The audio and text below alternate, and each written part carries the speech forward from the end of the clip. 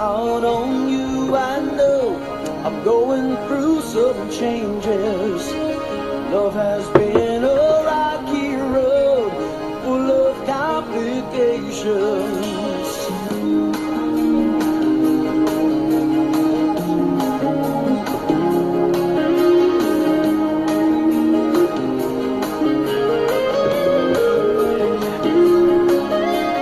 Sometimes I'm emotional, I keep it all inside me. Sometimes I wanna let it go, but fear creeps up behind me. I'll lay my cards on the table, I'm ready to show my hand, I'll be there. How many people have you ran into who just don't seem to think at all? No matter how easily and simple you put things to some people, they just don't get it. How many times in your life have you had something going on that is really, really rough, something real emotional, something that's very difficult for you to deal with mentally and physically, and you try to sit down and you try to talk to people. You try to pick out certain individuals that you think that you can trust. I mean, when you got a problem that is so fucking bad, you then have to somehow figure out, which is another problem, who you can talk to about your problem to see if they might be able to help you, might be able to help you solve the problem.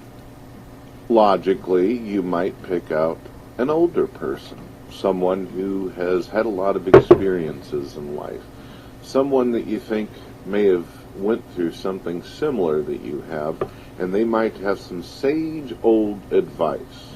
So you go to motherfucker with your problem and you say, man, I am hurting, I'm having problems, I need some kind of advice.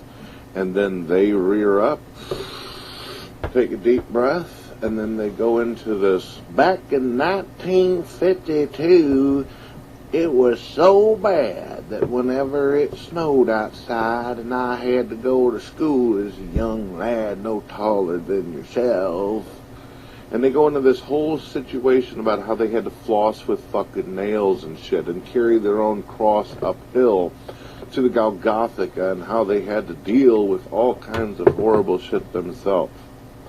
And you're waiting for them to get to the point where they actually tell you something that's going to help you out as an individual, as opposed to competing with your story to show you that, oh my, they've went through so much worse. And at the end of the thing, you're sitting there with your fucking hands folded going, alright, so what should I do with my fucking problem? What should I do with my issue? Well, I don't know what to tell you, son. But you just ought to be happy that you weren't born in 1952. Or perhaps you go to your girlfriend that you've been going out with for 6 months or more, and you say, honey, I gotta talk to somebody. And at first, she seems like she's more than open and willing to listen to what the fuck's going on in your mind. And she says, what's going on, honey? Tell me about it. And then you start to fucking say something, and then the phone goes ring, ring, ring. And she says, wait a minute, that might be Sally. She picks up her phone. Hey, Sally, what's going on? Oh, you want to go to the mall today? Sounds good, sounds real good. Yeah. Oh, he's just sitting over here right now and stuff. He just wanted to talk to me about something. But what's going on with Marissa? Oh, really? Yes. And this shit goes on for a good long time, to the point where you just don't even give a fuck anymore, because it's clear to you that her priorities are what she's going to buy at the store. Maybe you decide to go to your mother for advice. Who knows? And she says something to the effect of, honey, life is tough. It's real tough. But we get through it. We'll pull through. Or maybe if you've got a very, very special mother and stuff, perhaps she's in the middle of a soap opera with a cold beer in her hand like a fat man at the football game. Perhaps you go to your father and you say, Dad, I've got fucking problems, I need some help and everything. Not right now, son, I'm kind of working on the car, can this wait? You're like, sure.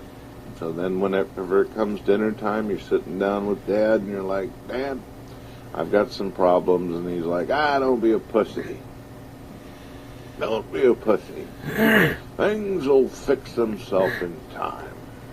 As though some magical cosmic fucking hamster is going to come out of his wheel and just start fucking reeling and dealing and everything's going to be good to go. Or how about people who take the pity too far? These are the fun ones. These people are fucking adorable. They're beautiful. They'll sit there and they'll fucking just take it to the extreme. Oh my goodness, that's terrible. That's horrible. I can't believe that happened to you. Oh, give me a hug. Let me slobber all over your face. Come here. Ow! It's funny how whenever you have problems, it becomes a problem just to find somebody to work with your problem out with. Yikes! Or how about these people who are such assholes, they interrupt you every 5 seconds and don't even let you finish what the problem is. These are fucking awesome pricks. You're sitting there like, well, my problem is, let me guess what your problem is, man. Basically, you were jerking off and it fucking got to hurting. No, that's definitely not it. Is it, did you wreck your fucking car into a tree, man? No. Has nothing to do with the vehicle. I know what it is, man. You came in on your wife and she was banging the entire football team. Yeah, man, what can you do with those problems? No, that's definitely not it. The motherfucker goes on all day like he's playing fucking trivia, and you're just like, you know what? Go fuck yourself. You suck. I love these people who use their body as opposed to their voice whenever you're talking to them, and it's clear from their body language that they don't give a fuck what you're saying. You're like, man, shit was really miserable for me today. Things were tough. And then here's the person that's listening. Well, yeah.